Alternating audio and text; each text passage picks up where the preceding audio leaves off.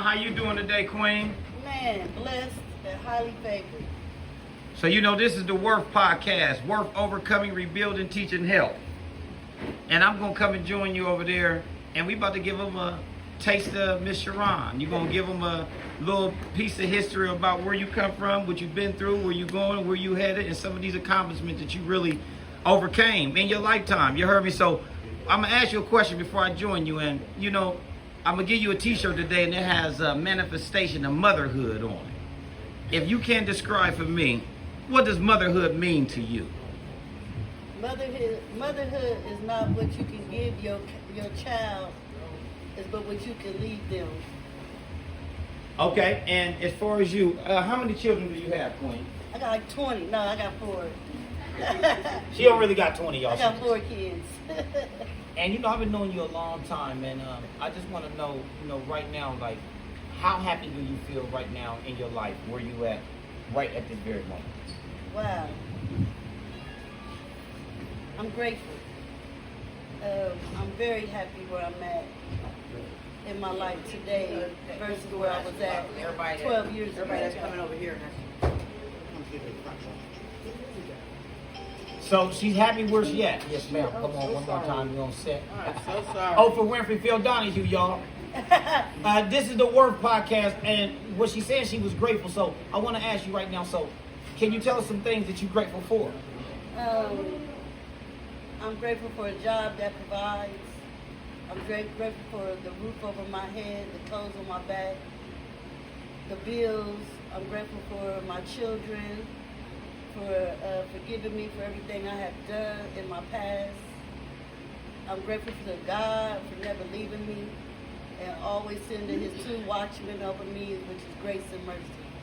And let me ask you, just and not to pry, not to dig deep into your history, but do you have any type of testimony, some type of story for them but something you might have been through to say where you are today? I mean, can you just give them a small, maybe an example, maybe some things you've been through and overcame? So, brief summary, man. I was raised in Brittany Hills by a single father. PHP? Northside, by a single father. My mom was an addict, and I became one. One thing I always grew up and said I never wanted to be like my mom, but I ended up almost walking in her footsteps. I am a recovering alcoholic. I lost everything.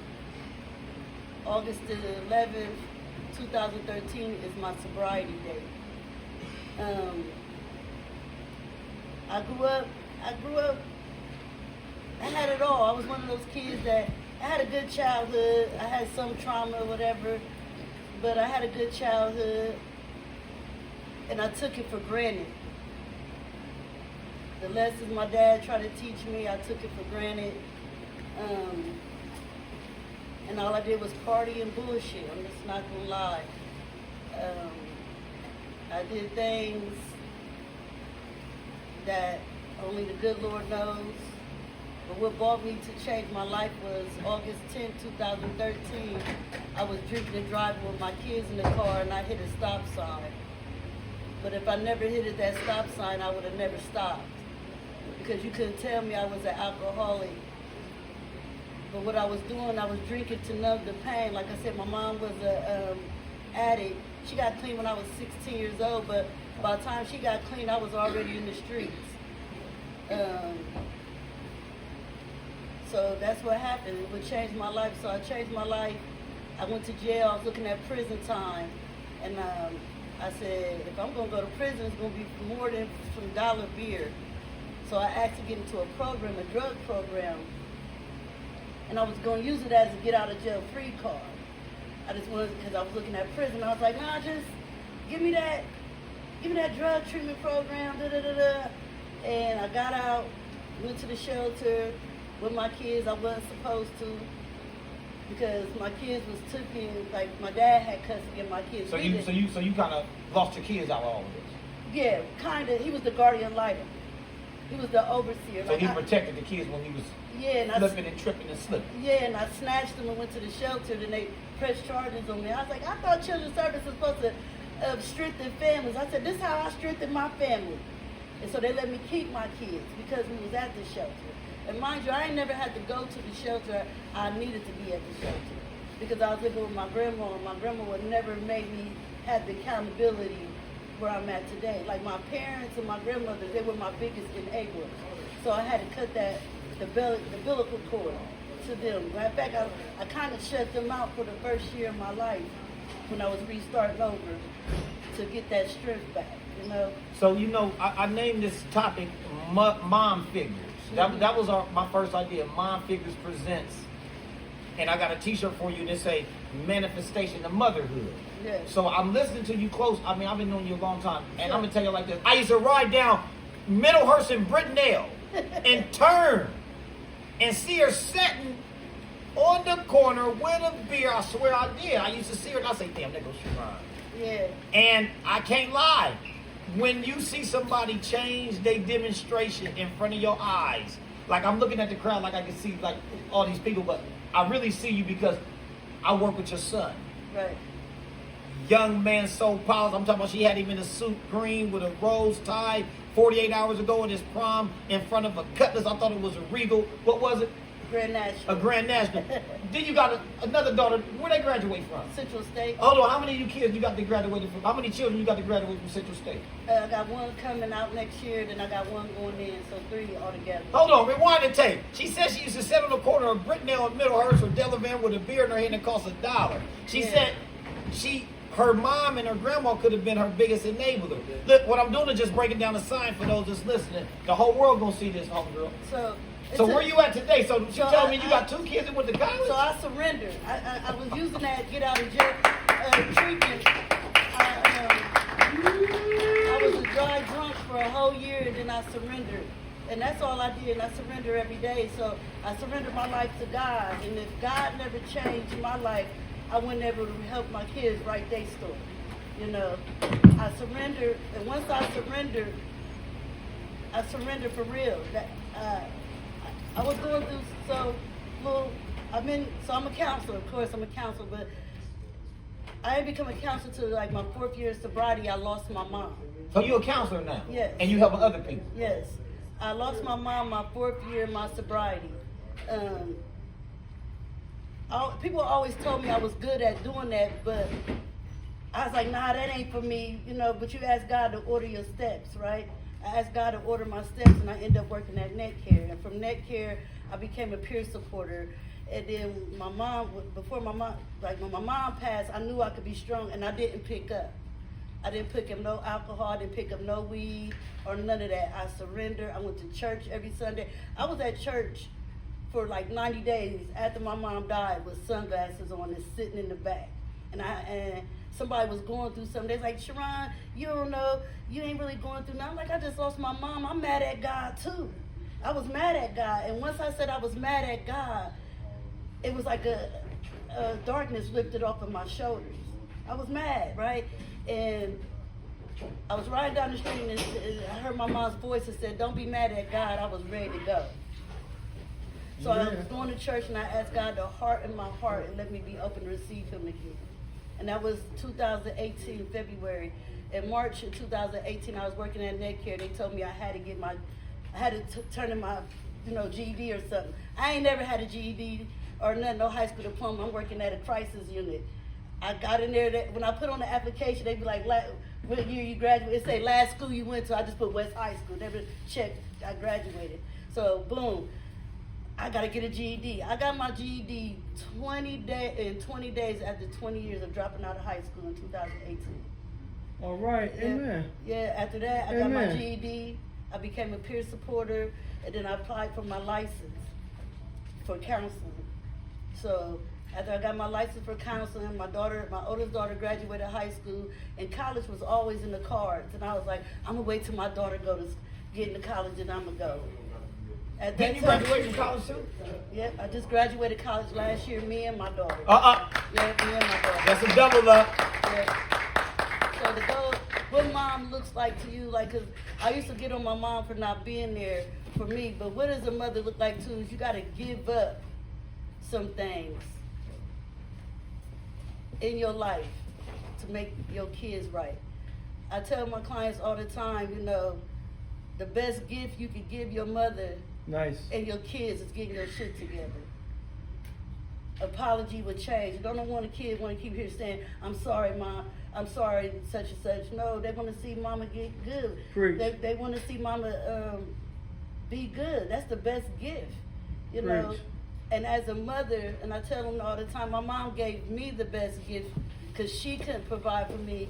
She gave me to my father. She didn't let me live through the struggle with her. So that's a mother. Can't nobody take that title from you. If you don't have your children and they in a better situation, that's a mother. It's being unselfish. Do me and my kids have bump heads? Yes, I have family meetings to this day. My oldest daughter is 24. She just got her dream job. She graduated last year from Central State in graphic art design and anime. I got another daughter that's about to be 21. They're 24, 21, 18, and I got a 10-year-old, right? In the big book, in the Alcoholics AA NA book, they tell you don't have a relationship for a year. I ain't listen, right? I was with my ex-husband. They still got the same father. But, you know, I got a 10-year-old. I call him my change of life baby. And he makes me be a mom because I be sitting in the bed and he goes there with me. I be like, why is you doing this? The other kids wasn't like this. I was drunk with the other kids. I don't know what the hell they was doing. Mom figure, man. Mom figure right in the flesh, y'all.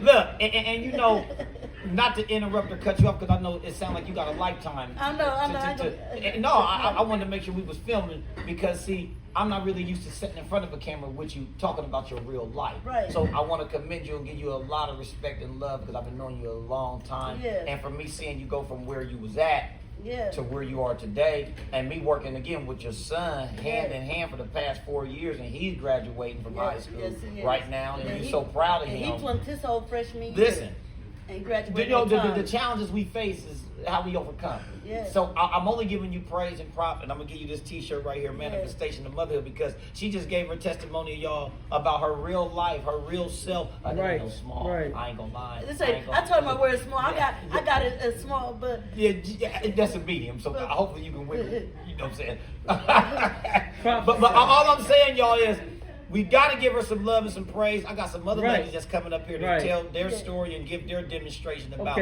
why a mom figure is important, why motherhood is key. Our young black boys is dying at an alarming rate.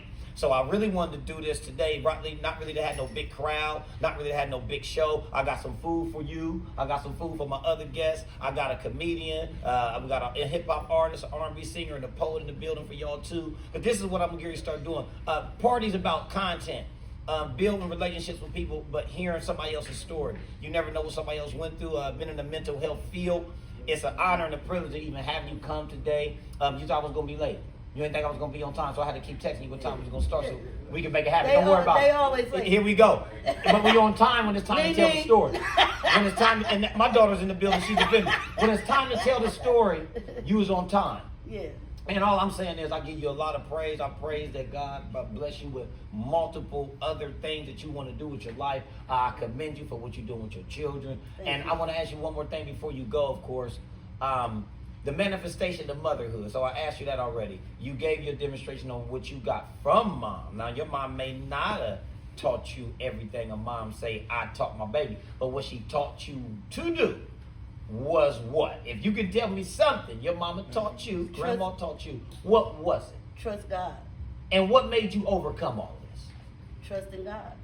So you blame God for everything that's happening to you right now in your life? I give him all the glory, the good, the bad, and the ugly. Let me tell you, I be going, life ain't easy. Right. Life ain't easy. I have went through some things nobody really knew but my little circle for 6 months.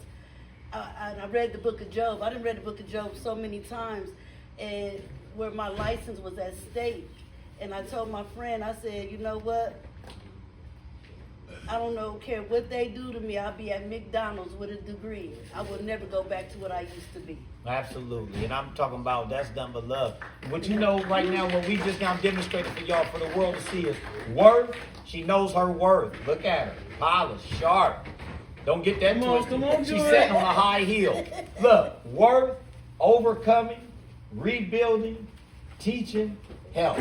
You just now gave a perfect display on what we doing right now. We sharing with the world how you can change, how you can overcome the obstacles that the world will throw at you. Sharon, give me a high five, baby. God bless you. I love you. And we done. Don't leave. Again, I got you some food. And we got other people that's going to come up here. As brave as her, y'all can be as brave as her today. I just want y'all to know, God bless everybody in the building. Know your value, know your worth. DJ, hit the music.